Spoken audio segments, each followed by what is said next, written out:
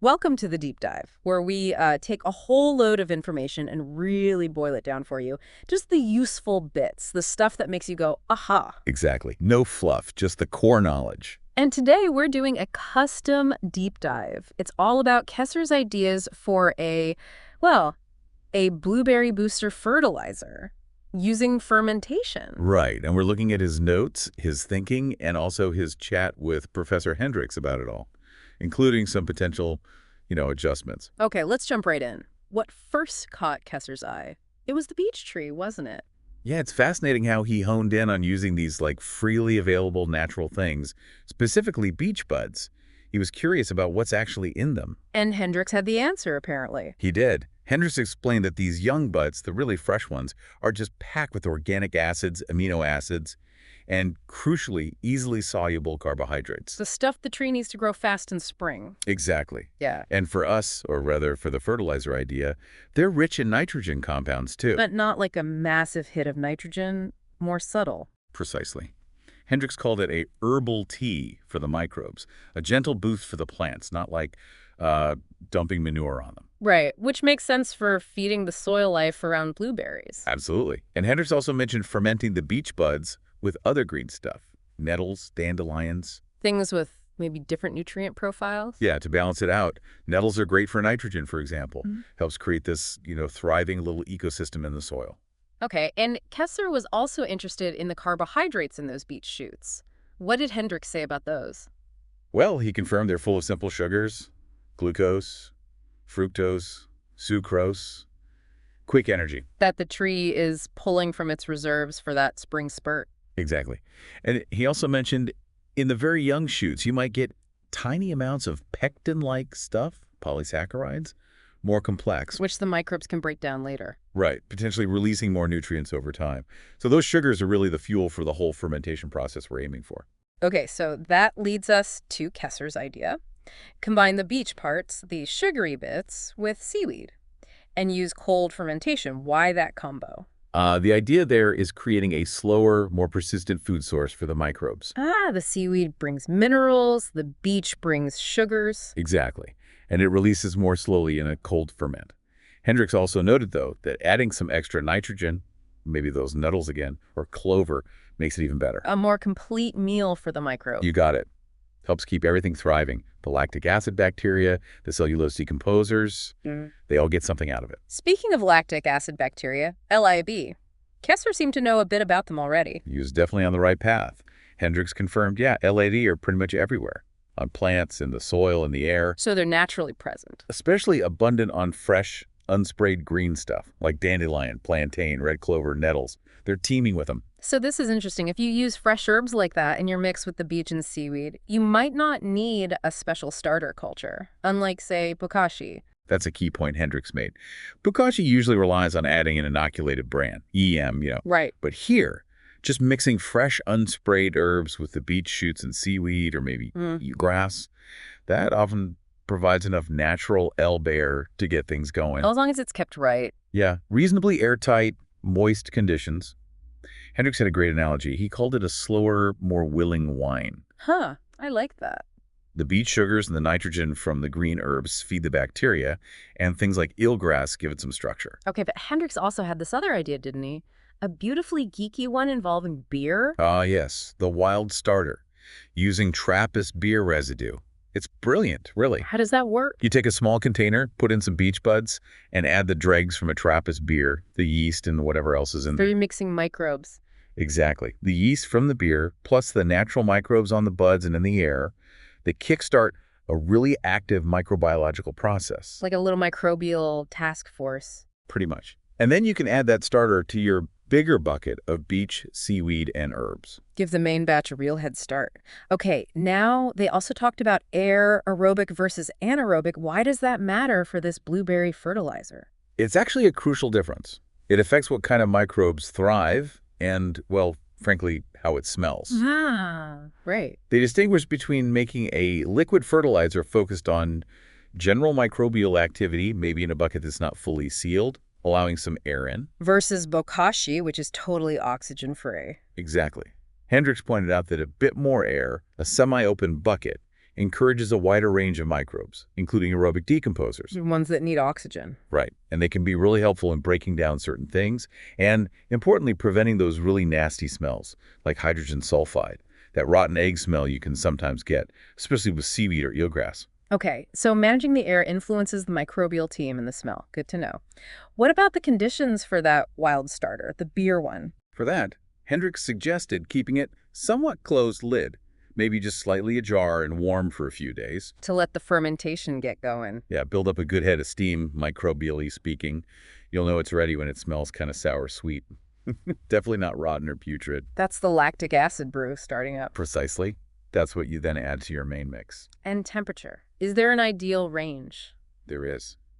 Hendricks reckoned 10 to 15 degrees Celsius, so about 50 to 60 Fahrenheit, especially with some spring sun, is perfect. Why that range? It really encourages the lactic acid bacteria and those other beneficial soil decomposers to multiply. He called a black bucket in the sun a microbiological greenhouse. Warming it up nicely. Yeah, favoring the bacteria, that transition zone, not fully aerobic, not fully anaerobic. Okay. And you can even reuse stuff from old ferments. Yeah. Another neat trick from Hendricks, use a spoonful of the liquid from an old batch of fermented weeds, maybe alongside the beech buds and beer dregs. Like a sourdough starter. Exactly like sourdough. You're carrying over that active microbial culture. Just let that new starter mix develop for a day or two in a warm spot before adding it to the main bucket. And again, trust your nose. Always. If the main mix smells sour or maybe sweet and earthy, you're on the right track. If it smells rotten, something's gone wrong. Got it. Now, Steen had a different idea involving a black plastic bag. What was that about? Ah, the tumble compost post. It's a clever alternative to a bucket. Creates a slightly different environment. How so? Well, a black bag heats up fast in the sun, holds moisture well. You fill it with maybe dry and fresh beech leaves, the trachis culture, maybe seaweed or herbs too. It becomes The sort of spongy fermenting mass. It sits that interesting zone between aerobic and anaerobic because air transfer is different than in a rigid bucket. And you can tumble it. Right. Tumbling mixes it, spreads the heat and moisture. Hendricks called it a natural bioreactor. Sounds potentially quite active, maybe smelly. Steen acknowledged it might get a bit pungent. But the dark liquid that drains off can be diluted with rainwater and used as a soil conditioner. Good for boosting the soil around blueberries, just maybe not right next to the patio. Fair enough. Then there was the smelly cat bucket. What's the story there? That sounds like a more set it and forget it system. A bucket, maybe with seaweed, designed with an overflow for rainwater. So it's slow release. Very slow release. Nutrients gradually leach out as it ferments and rain washes through. Ideal for really hungry plants like pumpkins was the example, but you could adapt it for blueberries. And the plant itself helps. Yeah, the idea is the plant's canopy, like big pumpkin leaves or maybe dense blueberry bushes, helps keep the ground underneath moist, making the slow-release fertilizer more effective. What about using the end product, the fermented stuff from the bag or bucket? After harvest, maybe? Hendricks had a specific suggestion for strawberries, actually, which could apply to blueberries too. After fruiting, put the fermented material between the rows. Not right on the plants. No, between them. It helps support root growth and nutrient gathering for next year's crop. And the seaweed component is good for berries. Especially good. Provides potassium, trace minerals, without too much nitrogen late in the season, which you often want to avoid. It's really interesting how they're thinking in cycles, planning ahead, testing things out. That's the key, isn't it? Yeah. Sustainable gardening. They talked about actually trying these different brews on blueberries, maybe even keeping a log. To see what works best. Yeah, maybe even create the ultimate blueberry booster liquid from that bag method, for instance. It's all about observation and tweaking. Now, Kesser also threw garlic into the mix as a possibility. Why garlic? Garlic tops, specifically, are high in sulfur compounds. These can apparently stimulate microbial activity. So adding garlic could boost the fermentation. Potentially, yes. Combining it with the nitrogen from beech buds creates what was called a superfood for the decomposer microbes. Could make the whole process more vigorous. Does garlic have other effects? It's known for being, well, antimicrobial sometimes. It does have a mild antibacterial effect, yeah. Which, in this context, might actually be beneficial, helping to steer the fermentation towards the good microbes, keeping others in check. Adds another layer of complexity. A different flavor, microbiologically speaking. So garlic and beech buds together could be a really good starting point for a mild, nutritious liquid feed for blueberries. And then there was the idea of fermenting garlic with sugar. Right, taking it another step, essentially creating a fermentation within a fermentation almost. How does that work? The sugar is easy food for beneficial bacteria, like LNAB. The garlic brings its own microbial activity and that potent flavor or activating boost. So you're making a kind of super starter. Kind of, yeah.